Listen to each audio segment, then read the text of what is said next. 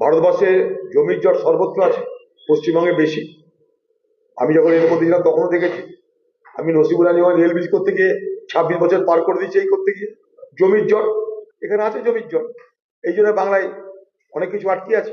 ভারতবর্ষের বিভিন্ন জায়গায় সমস্যা আছে, বাংলায় অনেক বেশি সমস্যা। সেটা ভারতবর্ষের রেল মন্ত্রী ছিল মমতা ব্যানার্জি, তার যে ঘোষণা আদর্শ রেল স্টেশন, অবাক হয়ে গেছি আমি। এমন এমন ঘোষণা করেছে মমতা ব্যানার্জি, যেখানে রেলই নাই বলছে রেল স্টেশন হয়ে গেছে। রেল লাইন নাই, তার স্টেশন, শুধু স্টেশন না, আদর্শ স্টেশন। কানা ছেড়ে দিলাম পদ্মলোচন, তিনি করতে করে দিয়েছিলেন ভোটের জন্য। এরকম কত কি হবে, তো শুরু,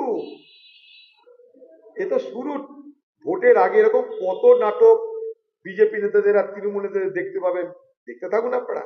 পশ্চিমবঙ্গের মুখ্যমন্ত্রী তার রাজত্বকালে 6,688টা শিল্পকে এখান থেকে তাড়িয়েছে।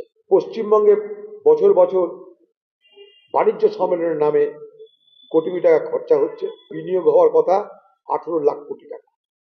পশ্চিমবঙ্গে কয়েক হাজার কোটি টাকা বিনিয়োগ হয়। কারণ যে রাজ্যের মুখ্যমন্ত্রী নিজে মনে করে চপ মুড়ি ঘুগনি সেটাও শিল্পের নাম, সে রাজ্যে শিল্প কোত্থেকে আসবে আমার জানা নেই।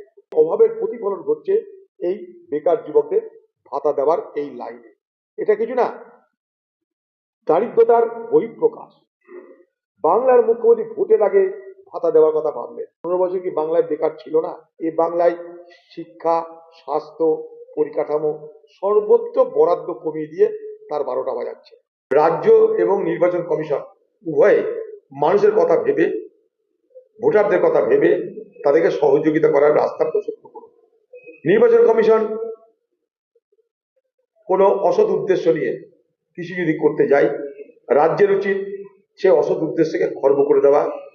কিন্তু আমরা দেখতে পাচ্ছি এখানটায় যে কেন্দ্র, এই নির্বাচন কমিশন এবং রাজ্য উভয় মিলে তাদের যে সংকীর্ণ মানসিকতা দ্বারা পরিচালিত হচ্ছে, তাতে মানুষের আরো ঝঞ্ঝাট বাড়ছে। বিজেপি বা হিন্দুত্ববাদ দিয়ে ভোটটা করেছে কবে, এটা তোমার মাথা ঢুকছে না। এ তো নতুন কথা নয়। হিন্দুত্বই তো বিজেপির একমাত্র এজেন্ডা। এই এজেন্ডা নিয়ে সারা ভারতবর্ষে ভোট করছে, বাংলাতে ভোট করবে। একদিকে দিদির এজেন্ডা চলবে, একদিকে মোদির এজেন্ডা চলবে। ভাগ করে নাও বাংলাকে হিন্দু আর মুসলমানের, এই তো খেলা হবে। বোঝাই যাচ্ছে আগামী দিনে নিজে মায়াপুরে হাজির হয়ে ভোট না চাইলেও ভোটের জন্য দাবি হচ্ছে পরোক্ষে। এগুলোকে বলে ডগ হুইসলিং। আমি কি বলছি, কি করছি, যাদের জন্য বলছি তারা জানতে পারছে। এতদিন মঠে কাউকে দেখা যায়নি, এখন মঠে চলে আসছে। মঠে, পথে, ঘাটে সব জায়গায় পাবেন তাদের।